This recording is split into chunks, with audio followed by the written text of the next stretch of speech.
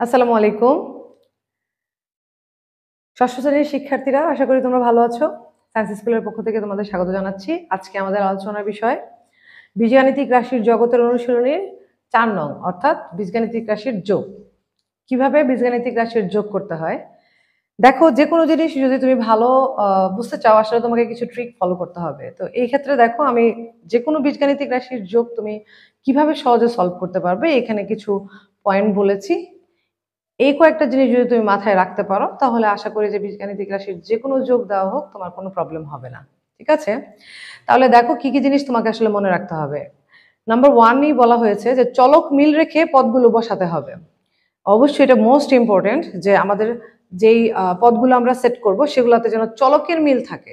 চলক এক্স চলক মানে সব এক্স চলকগুলোকে একসাথে লিখবো আমরা, ওয়াই চলক মানে সব ওয়াই চলকগুলোকে একসাথে লিখবো, বা যোগ বিয়োগ করার ক্ষেত্রে চলক ঠিক আছে কিনা, অর্থাৎ মিল আছে কিনা সেটা লক্ষ্য রাখবো আমরা।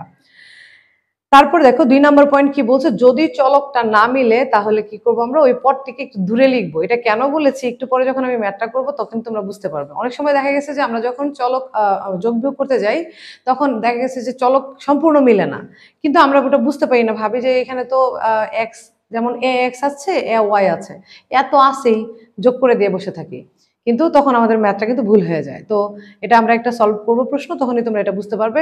শুধু মনে রাখবে যে যেই চলকটা মিলবে না সেই চলকটা দূরে লিখতে হবে, অন্যগুলার সাথে নয়। যেমন আরেকটা পয়েন্ট আছে, এখানে বলছে একই চিহ্ন যুক্ত যে পদগুলা থাকবে, হইতে পারে একাধিক পদ প্লাস সাইনের, তাহলে সবগুলা যোগ করে দিবা। আবার এমনও হইতে পারে সবগুলা পদ মানে 3টা বা 4টা পদ যেটাই থাকুক না মাইনাস সাইনের, তাহলেও কিন্তু সব যোগ করতে হবে। প্রথম কথা, চিহ্নের মিল থাকলে যোগ করতেই হবে তোমাকে।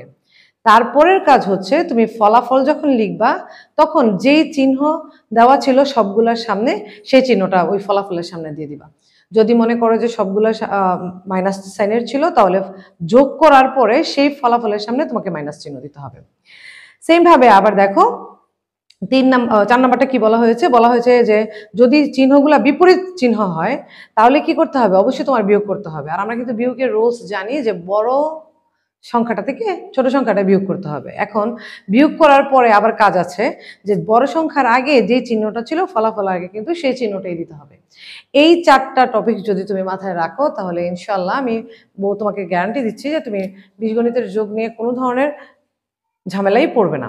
তাহলে দেখো, আমাদের বইয়ের আসলে অনুশীলনী 4 নং-এর 4 নাম্বার যে ম্যাথটা সেটা আমি বুঝিয়ে দিচ্ছি। আমি আশা করছি তোমরা বাকি 5টাও করতে পারবে। আর বাকি 5টা করতে পারলে কিনা সেটা কিন্তু অবশ্যই আমাকে কমেন্টে জানাবে। তাহলে দেখো, আমাদের 4 নাম্বার যে ম্যাথটা সেটা কি বলা হয়েছে প্রথমে। আচ্ছা, আরেকটা কথা বলে নেই, যোগটা কিন্তু অনেক নিয়মেই করা যায়, আমি সবচেয়ে সহজে যেভাবে করা যাবে সেভাবেই তোমাদের সাথে শেয়ার করছি। তাহলে এখানে দেখা যে 5x 5ax, তাহলে আমরা লিখছি বীজগাণিতিক যে প্রথম রাশিটা সেটা হচ্ছে কি 5ax। তারপর দেখো plus 3by plus 3by minus 14cz। দেখো পরে কমা, তার মানে কি এটা আমার একটা বীজগাণিতিক রাশি লেখা হয়ে গেছে। এবার দ্বিতীয়টা স্টার্ট, একটু খেয়াল করো, -11by, তাহলে এখানে চলক কিন্তু by, তাহলে আমার প্রথমটা কিন্তু ax এর ছিল, তার মানে কি এইখানে আমি কিন্তু এটা লিখতে পারবো না। আমি যদি এখন এটা এখানে লিখি তাহলে আমার ম্যাথ পুরোটাই ভুল হবে, হবেই না কিছু আসলে। তাহলে আমাকে কি করতে হবে, চলক by কোথায় আছে সেটা খুঁজে বের করতে হবে। তোমরা খেয়াল করে দেখো, এইখানে এটা কিন্তু by, তার মানে কি এই পদটা আমার এটার বরাবর নিচে লিখতে হবে। তাহলে এটা সামনে কি চিহ্ন আছে, মাইনাস, তাহলে আমি লিখতেছি -11by। আশা করি বুঝতে পেরেছো তোমরা।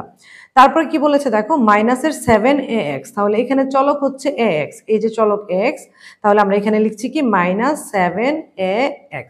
ওকে, তারপর দেখো কি বলা আছে, -9cz, এই যে আমার চলক cz, তাহলে এখানে লিখবো আমরা -9cz। কমা দেওয়া আছে, তার মানে এই বীজগাণিতিক রাশিটাও আমার কমপ্লিট হয়েছে। এবার তৃতীয়টা কি বলা হয়েছে, 3ax, তাহলে লিখছি আমরা 3ax, তারপরে কি প্লাস 6by, এই যে by, তাহলে প্লাস 6by মাইনাস 8cz, এই যে লিখলাম -8cz। ওকে, তাহলে দেখো আমার কিন্তু অ্যারেঞ্জ করা শেষ। এবার আমরা যোগটাতে যাব। তবে আরেকটা গুরুত্বপূর্ণ তথ্য তোমাদেরকে বলে রাখি, অনেক সময় এরকম হয় যে প্রথম যে মানটা মনে করো যে এটা যে 11by মাইনাস যেটা দেওয়া ছিল এটা নাই, তাহলে আমরা এই বরাবর শুধু খালি 11by লিখতে চাইতাম, তাহলে কিন্তু আমাদের ভুল হতো। কারণ সবসময় মনে রাখবা যে কোনো চিহ্ন নাই মানে তার আগে কিন্তু প্লাস আছে। আর যখন তুমি বীজগাণিতিক রাশির মাঝে কোনো পদ লিখবা তখন অবশ্যই তোমাকে প্লাস চিহ্ন মেনটেন করতে হবে। কিন্তু সামনে লিখলে হয়তো প্লাসের হইলে ওটা না দিলেও চলতো, কিন্তু মাঝে যখন তুমি কোনো কিছু বীজগাণিতিক রাশির মাঝে কোনো পদ লিখবা তাহলে অবশ্যই তোমাকে ওই ক্ষেত্রে চিহ্ন মাস্ট দিতেই হবে। তাহলে আসো এখন আমরা এটা যোগটা করে ফেলি। ঠিক আছে, তাহলে দেখো আমাদের কি হবে এখানে, যে ax চলক, দেখো সবগুলা ax চলক x চলক x চলক, তার মানে আমরা কিন্তু আগে ইন্টারসেক্ট করে লিখেছি। এখন আমরা কি করব, এই এই যে পদটা তার আগে কিন্তু প্লাস চিহ্ন, আবার এই যে পদটা তার আগেও কিন্তু প্লাস চিহ্ন। তাহলে আমরা প্লাস চিহ্ন যেগুলার আছে সেগুলাকে কি করব, প্রথমে যোগ করে নিই। তাহলে এখানে 5 হচ্ছে প্লাসের, 3ও প্লাসের, তাহলে 5 আর 3 যোগ করলে কত হয় 8। তার মানে 8 কার, প্লাসের। এই প্লাসের 8 থেকে, এই প্লাসের 8 থেকে দেখো তো এই 7টা কিসের, মাইনাসের, তাহলে মাইনাসের 7, মানে 8 থেকে 7 মাইনাস করতে হবে। এবার খেয়াল করো 8 কিন্তু প্লাসের ছিল, 7 কিন্তু মাইনাসের ছিল, এটা কি একই চিহ্ন না বিপরীত চিহ্ন? অবশ্যই বিপরীত চিহ্ন। এই যে রুলসটা বলেছি কি, বিপরীত চিহ্নযুক্ত পদ হলে অবশ্যই বিয়োগ করতে হবে। আর বিয়োগ করার নিয়ম হচ্ছে বড়টা থেকে ছোটটা বিয়োগ করবো। তাহলে 8 থেকে 7 বিয়োগ করলে কিন্তু আনসার 1 থাকবে। আর 1 এর আগে কোন চিহ্ন বসবে, যেটা বড় সংখ্যার চিহ্ন ছিল সেটা, তার মানে প্লাস। ওকে, তাহলে আমার এখানের আনসারটা কিন্তু হবে প্লাসের 1ax। এখন প্লাস বীজগাণিতিক রাশির শুরুতেই যদি প্লাস থাকে তাহলে প্লাস দিতে হয় না, আর সাংখ্যিক সহগ যদি 1 থাকে সেটাও দিতে হয় না। তার মানে আমরা শুধু x লিখবো, প্লাস 1 লেখার প্রয়োজন নাই। এটা আমরা এমনিই বুঝবো যে এখানে প্লাস 1 আছে। এবার আসো by যে চলকগুলো আছে সেগুলো কিভাবে সলভ করব। এখানেও দেখো প্লাসের 3by প্লাসের 6by, তাহলে আমরা কি করব, 6 আর 3 প্রথমে যোগ করে দিব। তাহলে বলো 6 3 যোগ করলে কত হয়, হাতেই করতে পারো তোমরা, 6 7 8 9, অর্থাৎ 9 হয়েছে। তাহলে 9 কার, প্লাসের 9। প্লাসের 9 এর সাথে এবার কি করতে হবে, দেখো এখানে মাইনাসের 11 আছে। ওকে, লিখলাম মাইনাসের 11। তো এখন এই দুইটার যোগফল আর এটা, এখন আমরা যদি এটাকে সামারি করার পরে কি পাইলাম, প্লাসের 9 পাইলাম, মাইনাসের 11 পাইলাম। একই চিহ্ন না বিপরীত চিহ্ন? আবার সেই বিপরীত চিহ্ন, বিপরীত চিহ্ন হলেই কি করতে হবে, তোমাকে বিয়োগ করতে হবে। তাহলে বলো, বিয়োগ করার নিয়ম হচ্ছে বড়টা থেকে ছোটটা বিয়োগ করব। তাহলে 11 থেকে 9 চলে গেলে কত থাকে, 2 থাকে।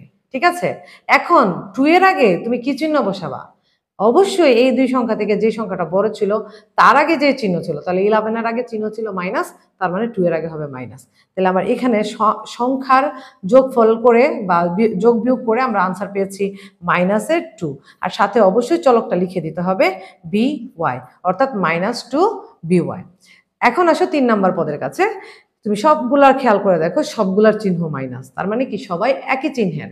আমরা কিন্তু 3 নাম্বার পয়েন্টে বলেছি একই চিহ্নযুক্ত পদ হলে সবাইকে যোগ করে দিতে হবে। তার মানে তোমাকে এখানে অন্য কোনো চিন্তা করার কিছু দরকার নাই, তুমি শুধু কি করবা, সবগুলাকে প্লাস করে দিবা। তাহলে প্লাস করলে আমার রেজাল্টটা কত আসতেছে দেখো, 23 আর হচ্ছে 8, 31। হ্যাঁ, সবগুলাকে প্লাস করলে আমার রেজাল্ট আসছে হচ্ছে 31। এই লিখলাম 31, এই লিখলাম CZ। এখন প্রশ্ন হচ্ছে সামনে কি চিহ্ন বসবে, দেখো বলে দিয়েছি একই চিহ্নযুক্ত পদ যোগ করব এবং ফলাফলের সামনে ওই যেই চিহ্নগুলো, যেই চিহ্নযুক্ত পদগুলোকে যোগ করেছি ওই চিহ্নটা বসিয়ে দেব।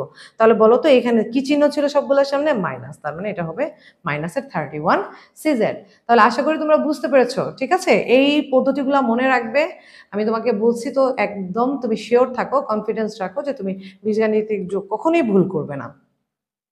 তাহলে এই হচ্ছে আমাদের বীজগাণিতিক যোগের নিয়ম। আমরা পরবর্তী ক্লাসে ইনশাআল্লাহ বীজগাণিতিক রাশির বিয়োগটা নিয়েও আলোচনা করব। সে পর্যন্ত ভালো থেকো, ধন্যবাদ।